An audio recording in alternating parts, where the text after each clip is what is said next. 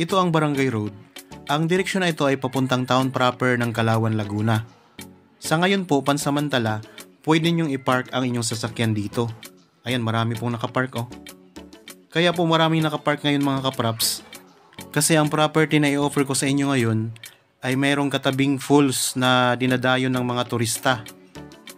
Ilang hakbang lamang po ay nandoon na tayo sa property mga kapraps.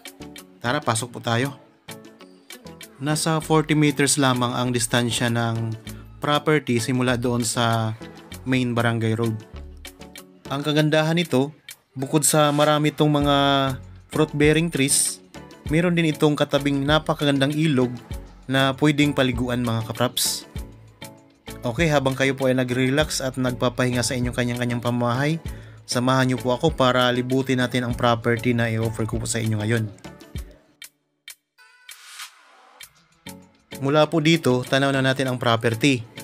Yan pong tawid ilog, yan na mismo mga kapraps. Sa ngayon po ay may mga nakatayo na maliliit na cottage o mga maliliit na kubo na pinaparentahan. Tapos ayan po ang ilog, napakaganda mga kapraps. Pwede kayo diyang mag-swimming. Ang ilog, yan na ang boundary ng property. Malawak po ang ilog mga kapraps. Ang ganda. Yan po, may mga tanim na mga saging, mga rambutan, may mga lansones, tapos may mga puno ng niyog. Meron din po mga tanim na kawayan mga kapraps dito. Kaya kung gusto nyo magtayo ng maliit na kubo, pwede rin kayong kumuha ng mga kawayan kasi magiging inyo na rin po yan. Ayun, simula po doon hanggang dito mga kapraps, yan sa dulo din. Sa ngayon po ay tatawid tayo sa maliit na tulay na bakal. Ito. Para makarating tayo sa property. Dito ay nakaplano na ring lagyan ng sementadong tulay. Kasi may mga bahayan na rin po sa likuran ng property. Yan, malinaw po ang ilog. Ayan ang mga cottage. So kung sakaling mabili nyo po ito mga kapraps, magkakaroon na rin kayo ng income. Kasi marami na rin po nag-rent dyan sa mga cottage, lalo na pag summer. Ayan, nandito na tayo sa loob ng property. Ito ay may kabuuang sukat na 1 hektarya, titulado. Ang presyo nito ay makikita nyo sa description box at sa title nitong video. Napakababa pa lamang po mga kapraps. Matatagpuan natin ito sa bayan ng Calauan, Laguna. Flat ang lupa. Tapos ngayon po, napakarami nitong mga fruit-bearing trees. May mga tanim ito na mga lansones, rambutan, mga puno ng saging, may mga tanim po na avocado, mga puno ng niyog.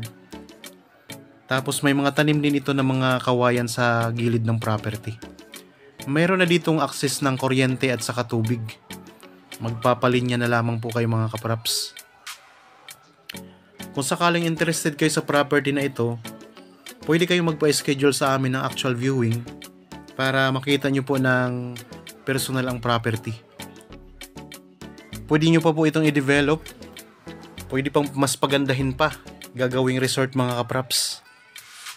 Ang distansya nito sa town proper ng Calauan ay nasa 9 kilometers or 19 minutes drive lamang po mga kapraps. Magandang araw po mga kapraps. Welcome back sa Badshot Properties channel. Ako po si Bads, ang inyong makakasama para sa ating virtual viewing. Para sa mga bago pa lang po sa aking channel, huwag niyo pong kalimutang mag-subscribe at pindutin na rin po ang notification bell para maging updated kayo sa mga bagong property na available. Tara na po! Itong bahay kasama pa po ito sa property. Kapag nabili nyo yan mga kapraps, pwede nyong i-renovate ito.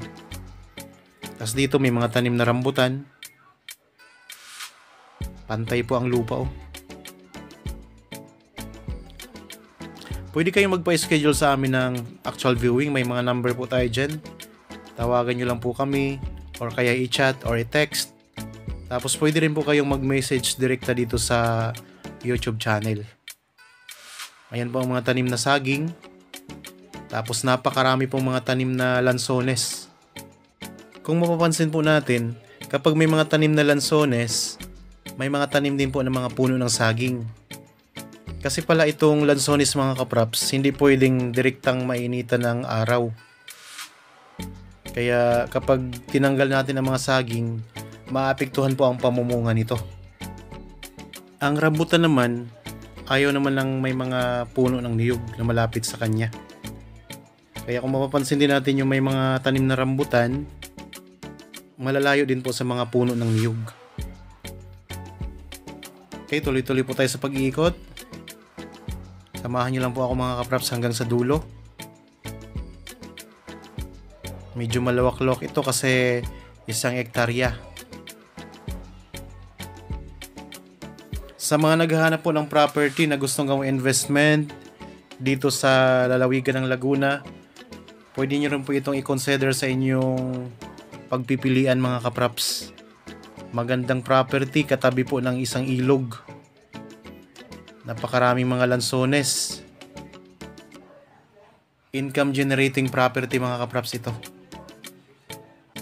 Pwede kayong magpagawa dito ng deep well. Mababaw lang po ang tubig nito mga kapraps. Meron din po kasi ditong bukal.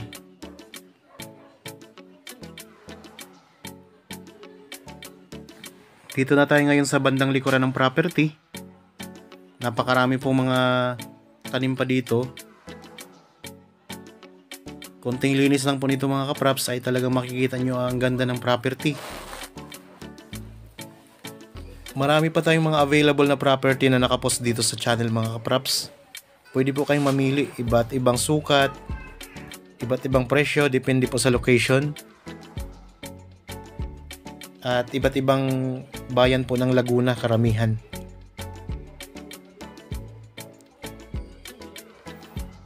Dito na po tayo ngayon sa bandang gilid ng property. Pupuntahan naman po natin ang boundary.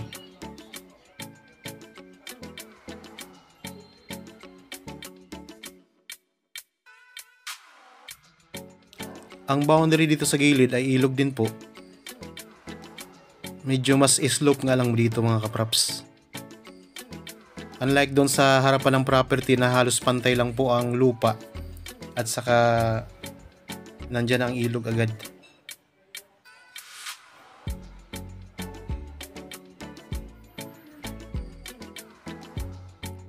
Ito may mga linya ng kuryente. Itong kalsada naman na ito ang dinadaanan ng mga nanirahan doon sa mga kabahayan sa likuran.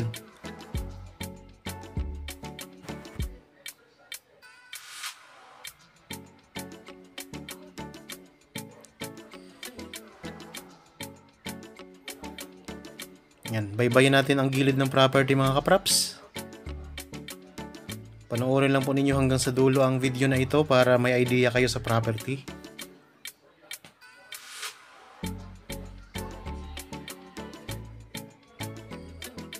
Yung mga puno ng niyog, saging, rambutan, mga lansones. Saging at lansones po ang napakarami dito mga kapraps sa property. Malapit na naman ang bungahan ng mga lansones. October to November po ang anihan ng mga bunga nito.